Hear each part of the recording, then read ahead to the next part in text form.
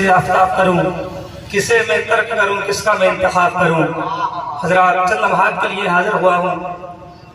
الحمدللہ رب المشرقین و رب المغربین، جد الحسن والحسین مولانا محمد صلی اللہ تعالی علیہ وسلم، بالخدا بدین الحق ارسلا، اما بعد فاعوذ باللہ من الشیطان الرجیم، بسم اللہ الرحمن الرحیم۔ یا ایہا الذین آمنوا اتقوا اللہ وکونوا مع الصادقین۔ آمنت باللہ صدق اللہ العظیم وصدق رسولہ النبی الامین المتین الکریم ونحن علی ذلک لمن الشاہدین والشاکرین والحمدللہ رب العالمین۔ درود شریف پڑھی، اللہم صلی علی سیدنا و شفیعنا و مولانا محمد مادن الجود والکرم وعلی آلہ اجمعین صلی اللہ تعالی علیہ وسلم۔ پورا مجمع مچل کے بولو سبحان اللہ۔ شعر ملاحظہ کریں، کرم اتنا سر محفل میرے سرکار ہو جائے، کرم اتنا سر محفل میرے سرکار ہو جائے، نگاہیں منتظر رہ جائیں اور دیدار ہو جائے، نگاہیں منتظر رہ جائیں اور دیدار ہو جائے۔ وہ چاہیں انگلیوں کی گھائیوں سے ہو روا چشمے اور ہوئے بھی ہیں میرے نبی کے اشارے سے۔ دیکھا ہے دیکھنے والوں نے کہ مصطفیٰ جان رحمت، شمع بزم ہدایت، نوشہ بزم جنت، ساقی حوض کوثر ایک جنگ کی واپسی میں ہے، جنگل میں ہے، صحرا میں ہے، بیابان میں ہے۔ صحابہ میرے نبی کے ساتھ میں تھے، ہزاروں سے زائد صحابہ تھے۔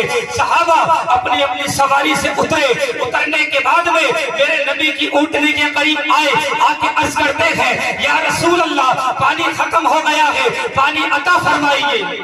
زور سے بولو، کیا فرمایا؟ پانی ختم ہو گیا ہے، پانی عطا فرمائیے۔ ادھر صحابہ نے میرے نبی سے پانی مانگا، ادھر عالم تصور میں میں نے صحابی کا دامن تھام لیا اور میں نے پوچھا اے مصطفیٰ کے غلام، جس جگہ پر تم ہو اسی جگہ پر مصطفیٰ ہے، جن راستوں میں تم ہو انہی راستوں میں مصطفیٰ ہے، جس میدان میں تم ہو اسی میدان میں مصطفیٰ ہے۔ اے پانی مانگنے والے کہ نبی کے ہاتھ میں کوئی پانی کا ڈول تھا تو تم نے پانی مانگ لیا۔ اے پانی مانگنے والے کہ نبی کے ہاتھ میں کوئی پانی کا مشکیجہ تھا تو تم نے پانی مانگ لیا۔ اے پانی مانگنے والے کہ نبی کا قدم کسی سمندر کے پاس تھا جو تم نے پانی مانگ لیا۔ اے پانی مانگنے والے اس صحرا کے اندر تیرا پانی مانگنے کا مطلب کیا ہے؟ بول۔ جب ہم نے اتنا کہا صحابی کا عقیدہ پکار اٹھا، محمد جان عالم حبیبی، ہم نے نبی کو اپنی طرح نہیں سمجھا ہے۔ میں نے کہا مطلب کہ میرا عقیدہ یہ ہے کسی زمین کے اوپر، کسی آسمان کے نیچے اگر خدا پاک نے کسی کو مالک و مختار بنا کر بھیجا ہے تو وہ محمد رسول اللہ کو بنا کر بھیجا ہے۔ وہ چاہے انگلیوں کی گھائیوں سے ہو روا چشمے، جہاں رکھ دے قدم آقا وہاں گلزار ہو جائے۔ شاید آج اس محفل کو سجایا حضور غوث اعظم کی محبت میں آپ کو بتا دینا یہ چاہتا ہوں، آخرکار غوث اعظم کون ہے؟ ایک مرتبہ کا واقعہ یہ تھا، غوث اعظم بچوں کو پڑھا رہے تھے، بچے بڑی محبت سے پڑھ رہے تھے۔ کتنے خوش نصیب ہوں گے وہ بچے جو غوث اعظم سے پڑھتے ہوں گے، لیکن بچے پڑھ رہے تھے، غوث اعظم پڑھا رہے تھے۔ اچانک کیا ہوا؟ غوث اعظم چادر لپیٹے ہوئے تھے، چادر اوڑے ہوئے تھے۔ غوث اعظم نے بچوں کو پڑھاتے پڑھاتے اپنا ہاتھ چادر کے اندر ڈالا، جیسے ہی چادر کے اندر اپنے ہاتھ کو ڈالا، جب وہ باہر نکالا تو بچوں نے کیا دیکھا؟ جب غوث اعظم نے اپنا ہاتھ چادر کے اندر ڈالا تھا تو وہ سوکھا ہوا ڈالا تھا، لیکن چادر سے باہر نکالا تو ہاتھ سوکھا نہیں تھا بلکہ ہاتھ گیلا ہو گیا تھا۔ سبحان اللہ، ماشاءاللہ ماشاءاللہ ماشاءاللہ۔ اب بچے جب غوث اعظم سے پڑھتے ہوں گے وہ غوث اعظم کی ہر چیز پہ نظر رکھتے ہوں گے تاکہ ہمارے استاد کیا کر رہے ہیں۔ اور آج کا بھی عالم یہ بھی ہے، اگر کوئی اچھا عالم ہوتا ہے اس کے شاگرد ہوتے ہیں وہ اپنے استاد کی ہر ادا پہ یعنی دیکھتے رہتے ہیں تاکہ ہمارا استاد کیا کرتا ہے، کیسے کھاتا ہے، کیسے پیتا ہے۔ ایسے ہی ہوا، بچوں نے دیکھا ہاتھ سوکھا ہوا ڈالا تھا لیکن چادر کے اندر سے ہاتھ نکالا تو وہ ہاتھ گیلا ہو گیا تھا۔ ایک بچے نے دوسرے سے کہا، بولے یار کچھ دیکھا؟ دوسرے نے تیسرے سے کہا، بولے یار کچھ دیکھا؟ سب بچوں نے دیکھا تھا غوث اعظم نے ہاتھ سوکھا ڈالا تھا لیکن وہ گیلا نکلا تھا۔ بچے پڑھائی سے فارغ ہو کے اپنے اپنے کمروں کے اندر گئے۔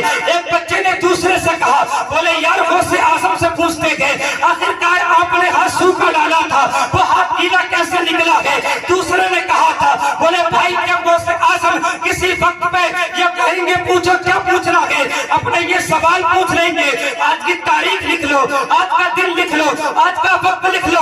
بچوں نے اپنے اپنی کاپیوں کے اندر اس دن کو لکھ لیا، اس تاریخ کو لکھ لیا، اس وقت کو لکھ لیا۔ لکھنے کے بعد میں کچھ دنوں ہو گئے بچوں کو لکھے ہوئے، لیکن کیا ہوا؟ کچھ دنوں کے بعد میں ایک نورانی قافلہ آ رہا تھا، ان کے ہاتھوں میں گلدستے تھے، مٹھائیاں تھی۔ ان بچوں سے ملاقات ہو گئی قافلے کی، بچوں سے کہا تھا، بولے غوث اعظم کہاں گئے؟ تو بچوں نے کہا تھا کام کیا گئے؟ ان قافلے والوں نے کہا تھا، بولے غوث اعظم کو تحفہ دینا ہے، گلدستے دینے ہیں۔ بچوں نے کہا تھا کیا مطلب؟ تمہاری مراد پوری ہو گئی، تمہاری کوئی تمنا پوری ہو گئی، تمہارا کوئی کام بن گیا؟ ان قافلے والوں نے کہا تھا، اے بچوں کان کھول کے سنو، اس لیے کہ ہماری کشتی جو تھی ایک سمندر میں جا رہی تھی، جیسے بھی سمندر میں ہماری کشتی پہنچ جاتی ہے، اب وہ کشتی جو تھی وہ ڈگمگانے لگی، ہلنے لگی، ڈوبنے لگی۔ ہم نے غوث اعظم کو یاد کیا، ہم نے کہا تھا یا غوث المدد، ہماری کشتی ڈوب رہی ہے، اس کو آگے بچا دیجیے۔ تو بچوں نے کہا بتا سکتے ہو وہ دن کون سا تھا، تاریخ کون سی تھی، مہینہ کون سا تھا؟ قافلے والوں نے کہا تھا وہ فلاں دن تھا، فلاں تاریخ تھی، فلاں وقت تھا۔ بچوں نے کاپیاں نکالی تو بچوں نے کیا دیکھا؟ جو دن بتا رہے تھے وہ کاپی میں لکھا تھا، جو تاریخ بتا رہے تھے وہ کاپی میں لکھی تھی، جو مہینہ بتا رہے تھے وہ کاپی میں لکھا تھا۔ بچوں نے کہا تھا ایک سوال ہو کر، ارے آج پتا چلا ہمارے غوث اعظم نے جو اپنی چادر کے اندر سوکھا ہاتھ ڈالا تھا، جب وہ گیلا نکلا تھا وہ کسی پسینے کا نہیں تھا، بلکہ ان کی ڈوبتی کشتی کو نکالا تھا۔ سبحان اللہ، نعرہ تکبیر، نعرہ رسالت، نعرہ حیدری، نعرہ غوثیت، مسلک اعلیٰ حضرت، فیضان اعلیٰ حضرت، زندہ باد زندہ باد، ماشاءاللہ۔ یہ ہے غوث اعظم جو جہاں پکارتا ہے وہی میں مدد کے لیے آ جاتے ہیں۔ کرامت بتانا مقصد نہیں تھا، بلکہ بتانے کا مقصد یہ تھا جو ڈوبتی ہوئی کشتی کو نکال سکتے ہیں، وہ اپنے نام کی محفل میں بیٹھنے والے سنی مسلمان کو میدان حشر میں جنت میں دلا سکتے ہیں۔